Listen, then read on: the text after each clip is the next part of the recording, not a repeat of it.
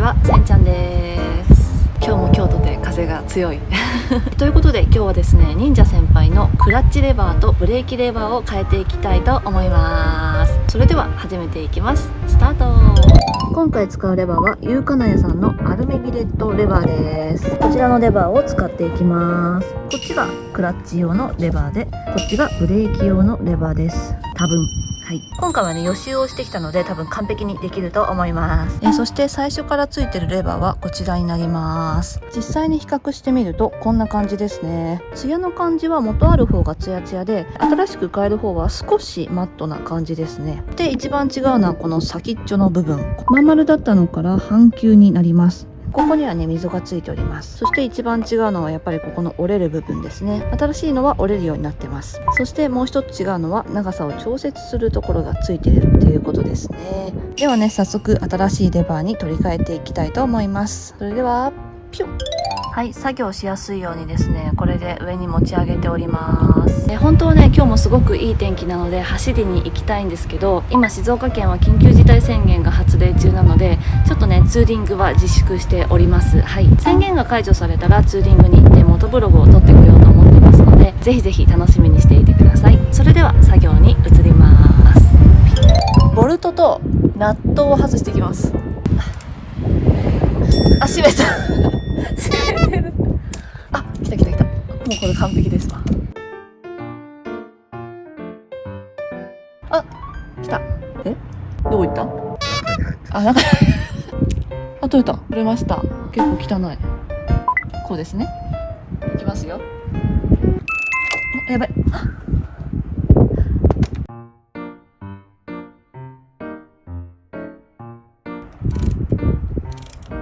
あ、取れた。結構長い。こんな感じ。緩めたそれ。あ、これクラッチ？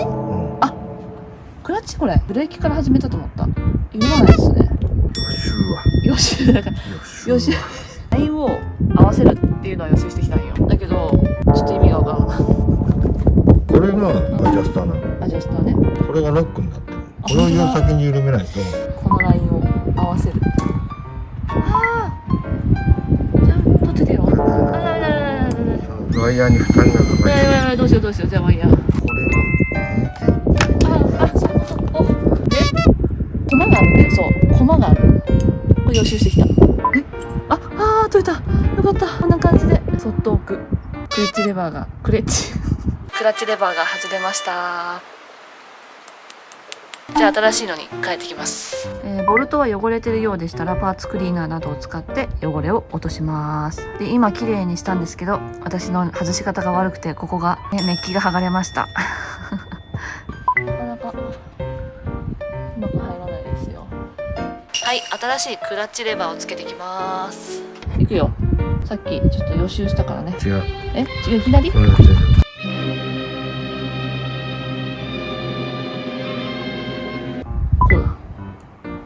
ったよ。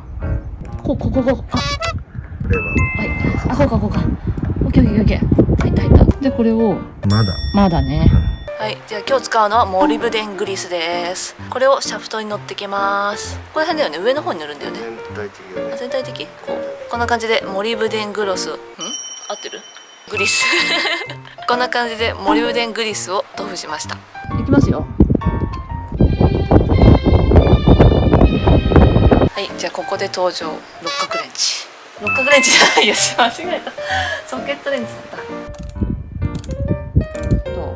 ここにロックナットがあるんですけど、これねかなり狭いのでやりづらい。とりあえずお父さんにこれ指で入れてもらったのでソケットレンチで締めていきたいと思います。ちょっとマジ入んないんだけど。入った？すごいな。お、やばい。逆？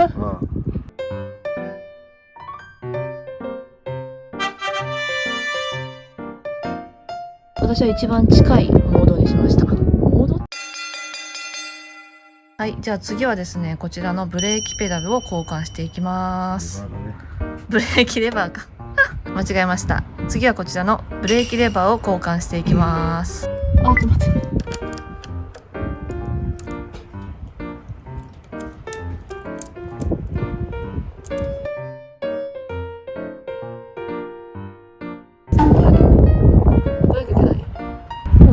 あー来た。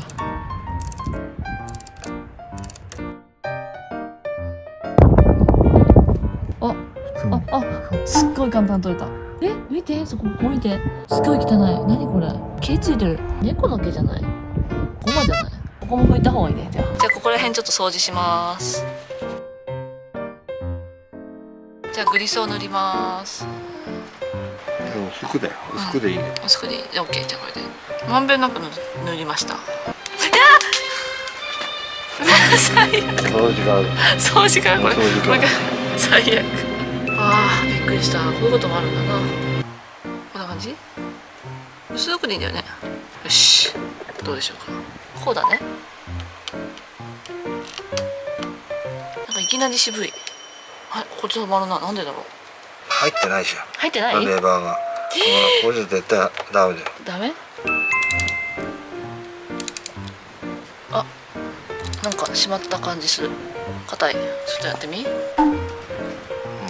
いい、オッケー。こうだよね、向き。違うね。なんでだよ。なんでそういうことになるの。こう。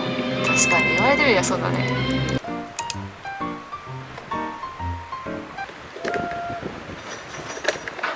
本締めをしてもらいます。オッケー。おお。こ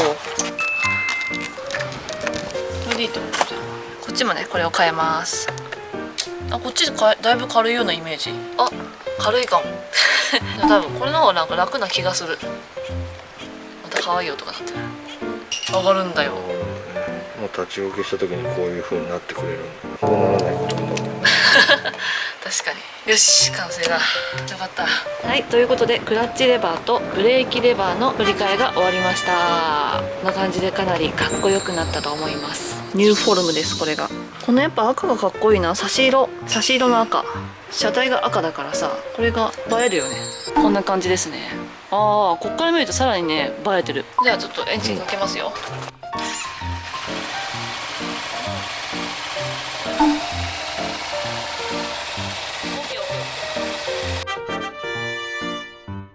完成いたしました。